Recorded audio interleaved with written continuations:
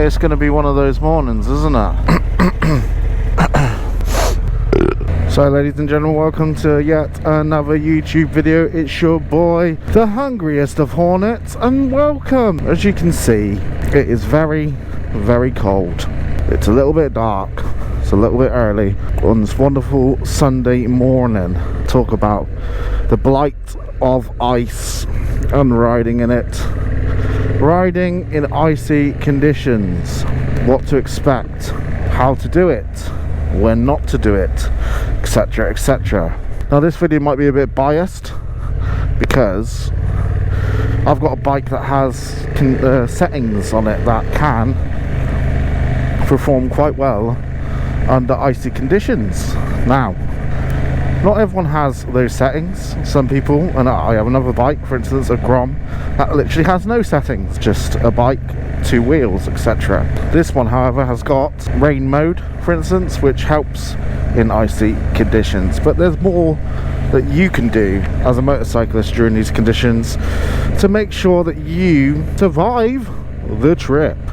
So we're going to walk through a couple of those with some live demonstrations. Now, as you can see, road positioning when it's a bit icy is a bit difficult. Now usually I like to hang in the middle. I know a lot of people don't like that and say you shouldn't be in the middle because that's where all the crap is. That's just how I've been taught. It's more about road presence, etc. I've never had any issue. Obviously when the middle gets a bit mucky, you start siding on a bit, but when it's icy you need to be in either position 1 or 3, which is to the left or to the right. Far on to the left, far on to the right, because you want to use the same tracks that the cars have used. So you can see their tracks just barely. You want to move to those tracks and stay on those tracks because that is where you'll get less surface build up of ice. Second tip is obviously the speed needs to be gradual. Now usually I'd wham it up this hill, give it the beans to 60, but speed gradual, just to see if you can feel it out. You know, you can feel that the bike's planted, that's fine, you're okay. It's all about being in constant synergy with your motorcycle. Now you'll be able to tell when your motorcycle is liking something and you'll be able to tell when it isn't liking something. So the same with this roundabout, you just want to sort of like, don't want to get too far into the gutter because you'll find it quite icy. Then you want to turn and then find where the car tracks are. Speed is gradual on a slip road. Slip roads tend to be the slippiest.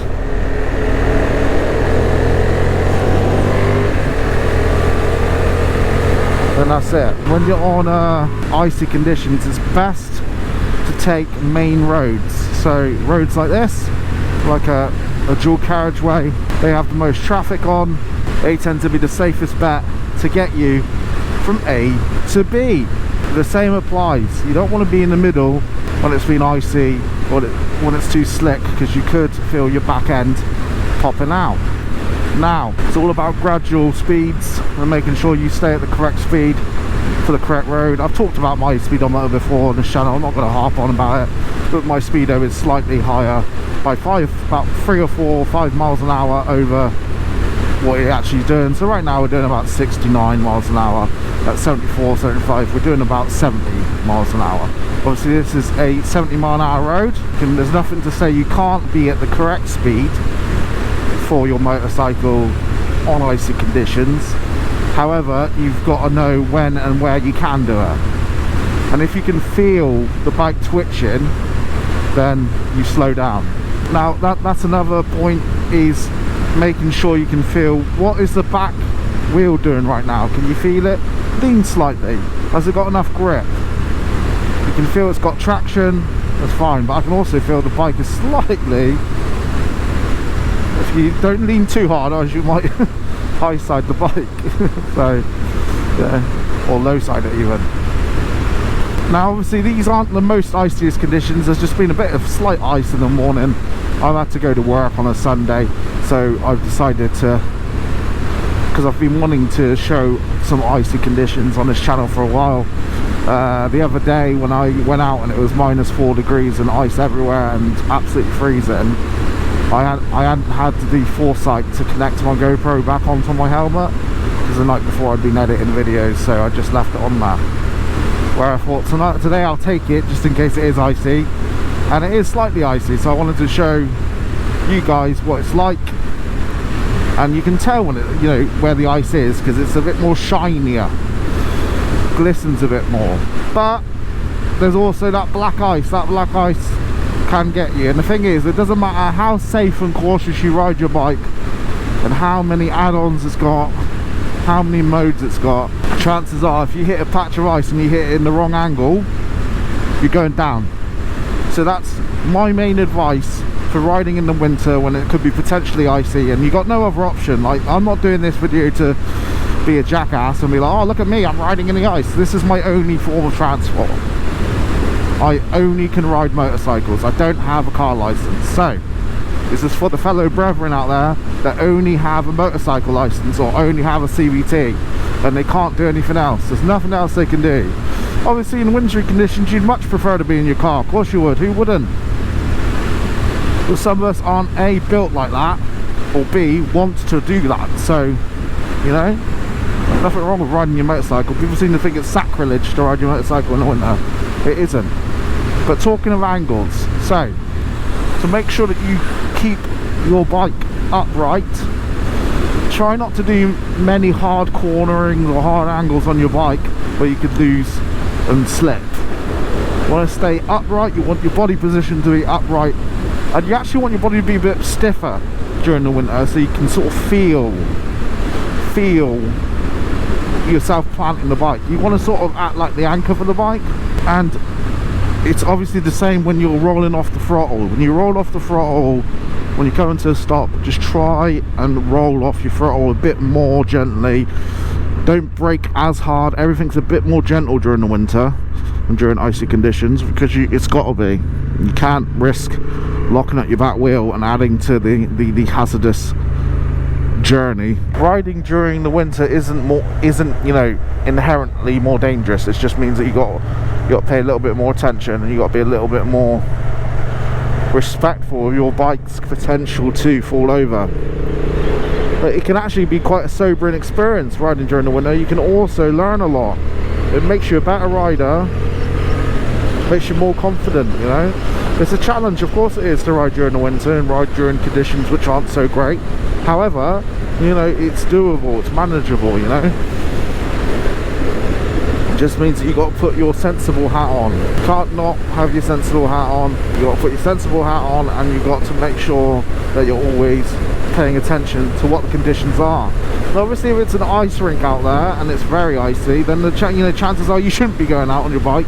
But let's say you had to go to work and you had no absolute choice, then, you know, I'm hoping that knowing that you should be in certain positions on the road, knowing that you should be taking certain precautions, will help you get to your journey destination safely.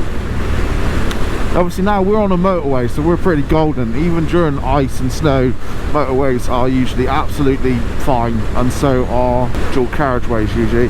It's the back roads, you want to avoid back roads. So even when the ice goes and then it starts to become a bit warmer, going on a tear up on the back road can actually end up making you drop your bike, because, you know, there's a lot of like shadows and lots of like shade and lots of like areas where the sun might not get to it and can't melt it. So you've got a lot of black ice in the back road. You're not going to find much black ice on a main road.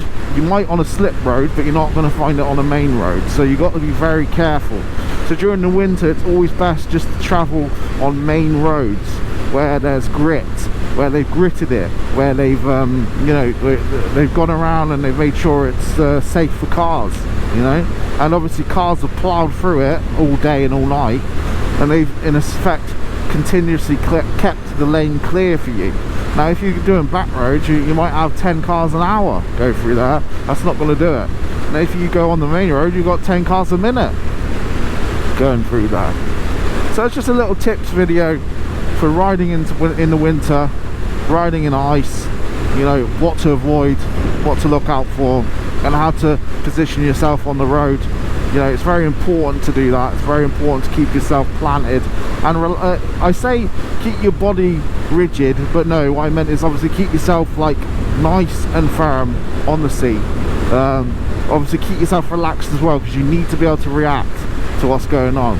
and you can feel when the bike's not liking it start to twitch on the back end. And if you've got a bike with, you know, riding modes on, like I've got traction control, my little yellow light will come on, and that, you know for a fact you're in danger, you know. So, you know, I mean, I've gotten stuck in a bog before with this bike, and it was going mental, telling me, you know, traction control was trying its best. I nearly dropped it, but you know, we were alright. We were right in the end. We went off-roading by accident. If you enjoyed this video, please leave a like, comment and subscribe.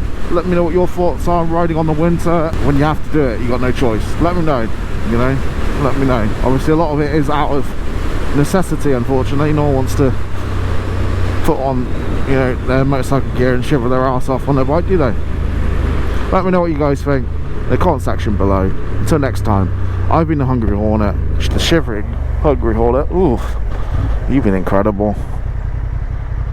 Peace.